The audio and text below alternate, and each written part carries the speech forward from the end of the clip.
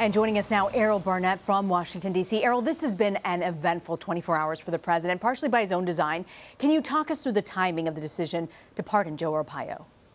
Well, Rena, we knew that President Trump would issue this pardon, as he hinted when he was in Phoenix on Tuesday. But the fact that the president waited the entire week, essentially, until the nation's attention was focused on Hurricane Harvey and until it was late into the evening has certainly given the impression that President Trump and the administration wanted to minimize attention on this decision. In fact, our Major Garrett reported late last night that the president made the decision to pardon former Sheriff Joe Arpaio before he declared Texas a disaster emergency area, which had been requested by the governors of Texas and Louisiana hours earlier in the day as this hurricane was approaching. So it appeared that before the president went off to Camp David, he did confirm this decision in a tweet. He did so before getting all of his ducks in a row with the hurricane, and we're seeing the after effects of now. So certainly the impression here in Washington, Rena, that the president wanted to minimize attention on what has been a controversial decision. And Erroll, what's been the reaction in Washington to all of this? Well, Democrats, as you might expect, are incensed. But what's noteworthy is that the two Republican senators who represent Arizona, that's Senator John McCain and Jeff Flake, have both publicly disagreed with President Trump's decision. Now, we should note these are two men who have recently crossed paths with the president and feel confident to do that. But Jeff Flake, for example, well, you're seeing John McCain's tweet there. He also issued a statement essentially saying that this undermines President Trump's claim that he respects the rule of law. Jeff Flake also sent a tweet suggesting that the judicial process should take its course. And what that tells us is that while President Trump may be doing this as a way to rally his base and throw red meat at those who support his hardline stance on immigration, it continues to be something that alienates the president from those within his own party who he will need support from in order to get legislation like tax reform through in the next few months. So we could see more of the after effects of this in the weeks ahead. And Erroll, another big mid-storm announcement that Sebastian Gorka is out at the White House. Why did that happen?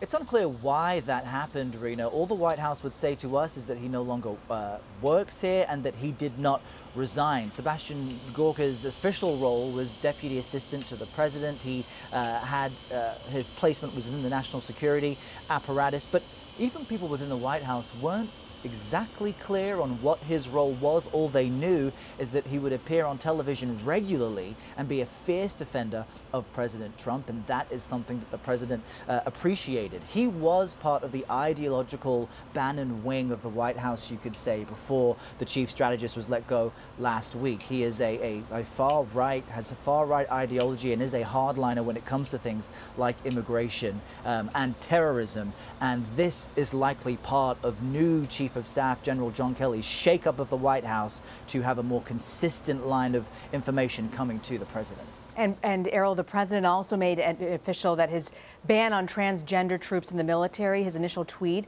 on the subject took the military by surprise. But do we have a sense what this means for those already serving in the military?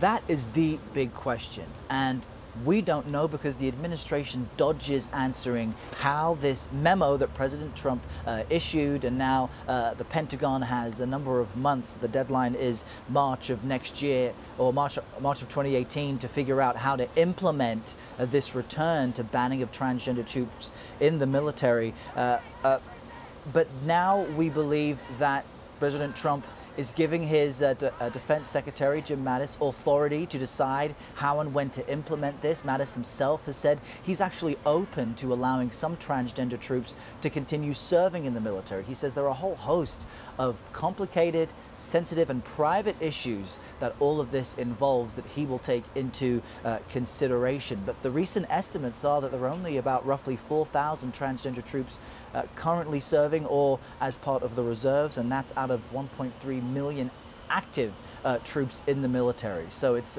an effort by President Trump to deliver on something that he said he would do via tweet weeks ago, and it will take some months before we see how this materializes. All right, Erroll Barnett coming to us from the White House. Thank you, Erroll.